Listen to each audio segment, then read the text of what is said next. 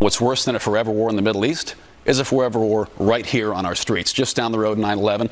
The Iranians want to bring that war here. They want to create a global caliphate of Sharia law and kill all of us. And that's not a theory. That's what they actually try to do every day. So I think we have to remember that. And, having our troops fight them there is far better than us fighting them here.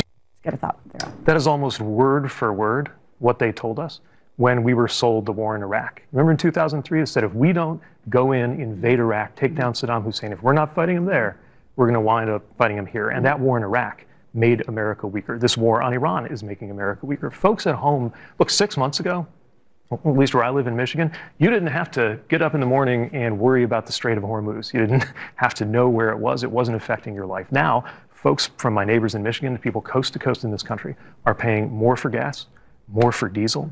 Mortgage rates are going up. And of course, our tax dollars are going into a war where it's pretty clear even the best case scenario is going to have us worse off than where we were. Because a year ago, the Strait of Hormuz was open. Now we're fighting to try to figure out somehow how to get it open again. So back to that scenario you invited me to think about before, where somehow advising President Trump. I guess the other thing I would say is, listen to the intelligence a little more. Mm-hmm. Listen to the same generals and the intelligence that told you, hey, if you do this, they might close the Strait of Hormuz. And he said, oh, that'll never happen. And then he did, and then that's what happened. Maybe he should pay more attention to that. And most of all, pay more attention to the American people who do not want an escalation of the Iran war. Okay. It is bad enough that Trump has to endure criticism on the other networks, but there is no world in which Trump isn't watching Fox News and seeing Pete Buttigieg skewer him in front of his own audience. For a guy who demands total loyalty among his sycophants, watching Buttigieg pierce his insular little bubble is not going to land well. So here, Fox host Sandra Smith tries to corner Pete by surfacing this tired new excuse that's being floated on the right that sure, prices might be higher, sure, gas might be more expensive, sure, farms might be going under as the cost of fertilizer surges, but of course our top priority has to be that Iran must not have a nuclear weapon, and that's apparently been our top priority over the last 47 years. And even though Trump campaigned expressly against new wars in the Middle East, now we're all just supposed to sit here and pretend that, yes, obviously it's a good thing that we're at war again in the Middle East. But look, Republicans need to defend Trump somehow, so this is what they came up with. And if you're wondering whether the 47-year war is going to be successful branding, is going to stick, is going to win people on the right over, take a look at what Caroline Sunshine, who is a Republican who literally worked in Trump's White House, said to Scott Jennings on CNN. Guardrails for what? To go back to a world where we're all rainbows and unicorns with the Iranians? They've been at war with us for 47 years. Rainbows and unicorns. 47 years? Okay. Nobody has been rainbows and unicorns with the Iranians. Why didn't I learn about the the first time I've ever heard about the 47-year Iran war was this year. We don't teach about the 47-year war with Iran in school. It's insulting to actual conflicts that we've been involved in. That you have no idea what the Iranians have done to us for 47 years. How many Americans have they killed on U.S. soil in 47 years in the war that we've They have killed thousands of Americans. They have maimed American soldiers. They have attacked American allies. And they have been at war with the West ever since this regime came to power. And it is their intention to build a nuclear weapon and use it on us and use it on Israel and use it on the West. That is their intention, and they state it every day. No, they intend to just keep using the Strait of Hormuz. They have now learned that they can behave like a nuclear power without ever needing to be one. But, okay, so, if we're going to keep going with this, what number of American troops are we willing to commit to keep going? And, what's your number? How many U.S. troops are you willing to expend to achieve your objectives? And what amount of money? Because, we're not having that conversation. And we need to, because we've already spent $300 billion. We've already lost. What amount of money am I willing to expend we need to answer? To keep the American people safe from the worst regime in the world? A fair amount. In case there was any doubt about just how successful this new MAGA tactic of explaining away our new war in the Middle East is going.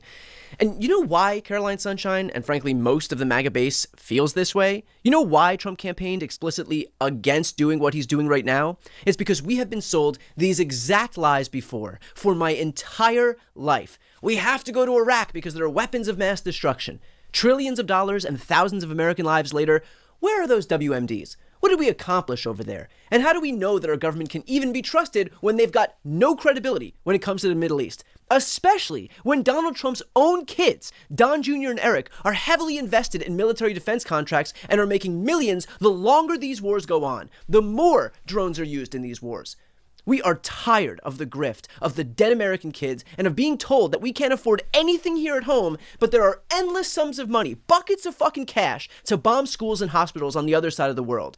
Donald Trump literally ran on that idea before he became the exact thing he campaigned against. And the notion that we're all going to fall for it again is a fucking joke, to be frank. And that bait and switch is a point that Buttigieg pointed out right here. See, I think a lot of voters who voted for Donald Trump believed him when he said that he was going to focus on those who committed crimes. Just like voters believed him when he said he was going to keep us out of wars like the war in Iran. And a lot of voters believed him when he said he was going to bring prices down on day one. Instead, if you look at the inflation rate on day one, when Donald Trump took over from Joe Biden, and you look at the inflation rate today, it's higher today. So you have this set of broken promises. So at this point, based on where we are, what would you like to see happen next if you were advising President Trump? Well, if I was advising President Trump, I'm trying to try that scenario on for size.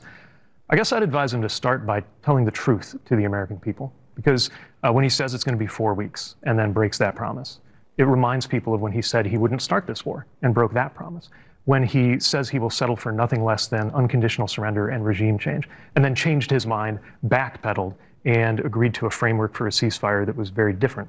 Then that ceasefire has been broken. The outrageous news that we just got, that the Trump administration removed the names of 4 of our service members who were killed in action, apparently because the fact that they had been killed in action goes against his fiction that sometimes he says we're actually not in a war, even though everybody knows we are. What I would say to him is, when I was in uniform, when I was deployed, I knew that on some level, my life depended on the credibility of the people running our government.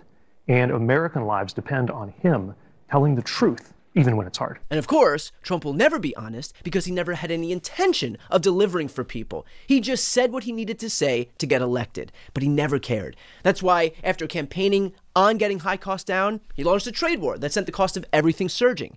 It's why, after campaigning on lowering inflation, he sent inflation 30% higher than even when Joe Biden left office. It's why, after campaigning on releasing the Epstein files, he is now engaged in a government-wide cover-up of those files. Trump simply said whatever he needed to say to curry favor with the rubes in his base, and the second he got what he needed for them, which is to say their votes, he left them out to dry. Costs will not go down because this president and his party simply do not care. The Epstein files won't be released because they don't care. The fact that we're going to be engaged in foreign wars will never end because they don't care. The people surrounding Trump are more afraid of him than they are concerned about their own constituents, and so they will never serve as a bulwark against his worst excesses. This is what happens when you allow yourself to be governed by a cult of personality. The underlings are more focused on the cult leader than the very people they were elected to serve.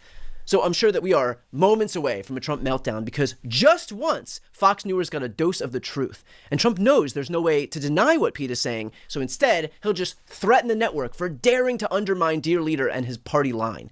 Because that's all he can do. When all you've got is a hammer, everything looks like a nail. And for a guy who refuses to govern in accordance with his own promises, all he's got left, all he's doing, is issuing threats to the cowards who grovel at his feet.